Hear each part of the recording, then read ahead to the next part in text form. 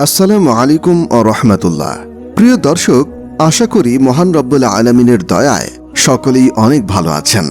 গ্রীষ্মকালীন মৌসুমী ফলের অন্যতম হচ্ছে তরমুজ। এটি মহান আল্লাহর নিয়ামত ও কুদরতের অপূর্ব নিদর্শন। স্বাস্থ্যগত দিক থেকে তরমুজ অনেক উপকারী।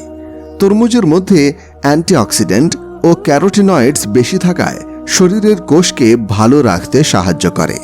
এছাড়া আলঝেইমার্স, ত্বক, চুল, পেশি ব্যথা, সানবার্ন, হার্ট অ্যাটাক, ক্যান্সার ইত্যাদি উপশমে তরমুজের ভূমিকা আছে বলে অনেকে দাবি করেন। তবে মাত্রার চেয়ে বেশি খেলে কখনো কখনো হিতে বিপরীত হওয়ার আশঙ্কা রয়েছে। যেমন তরমুজে প্রচুর পানি ও ডায়েটারি ফাইবার থাকে। বেশি পরিমাণে তরমুজ খেলে হজমে গোলযোগ দেখা দিতে পারে, বিশেষ করে ডায়রিয়া, খাবার হজম না হওয়া, গ্যাসের মতো নানা সমস্যা দেখা যায়। এতে চিনির যৌগ হিসেবে পরিচিত সরবিটল থাকে, যাতে গ্যাসের সমস্যা ও পাতলা পায়খানা তৈরি করে। তাই এ ধরনের ফল খাওয়ার ক্ষেত্রে ব্যালেন্স রক্ষা করা জরুরি। প্রিয় নবীজি সাল্লাল্লাহু আলাইহি ওয়াসাল্লামের যুগেও এই ফলটি ছিল।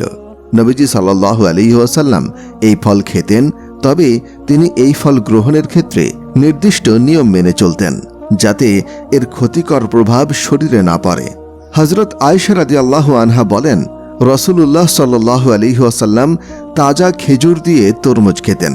তিনি বলতেন, এর ঠান্ডা ওর অর্থাৎ খেজুরের গরম কমাবে, এবং এর গরম অর্থাৎ খেজুরের গরম ওর ঠান্ডা কমিয়ে দেবে, অর্থাৎ তরমুজের ঠান্ডা কমিয়ে দেবে। আবু দাউদ, হাদিস 3836। এই হাদিস দ্বারা বোঝা যায় খাদ্য গ্রহণের ক্ষেত্রেও নবীজি সাল্লাল্লাহু আলাইহি ওয়াসাল্লাম অত্যন্ত সতর্ক ছিলেন। প্রতিটি মুমিনেরই উচিত জীবনের প্রতিটা পদক্ষেপে সতর্কতা অবলম্বন করা, বুঝে শুনে কাজ করা। এমনকি খাবার গ্রহণের ক্ষেত্রেও নবীজি সাল্লাল্লাহু আলাইহি ওয়াসাল্লামের সুন্নত অনুসরণ করা। আবহাওয়া, খাবারের উপকারিতা, অপকারিতা ইত্যাদি বিবেচনা করে সঠিক পদ্ধতিতে খাবার গ্রহণ করা, যেমনটা নবীজি সাল্লাল্লাহু আলাইহি ওয়াসাল্লাম করেছেন। কারণ সব খাবার সবার জন্য সমান উপকারী নয়।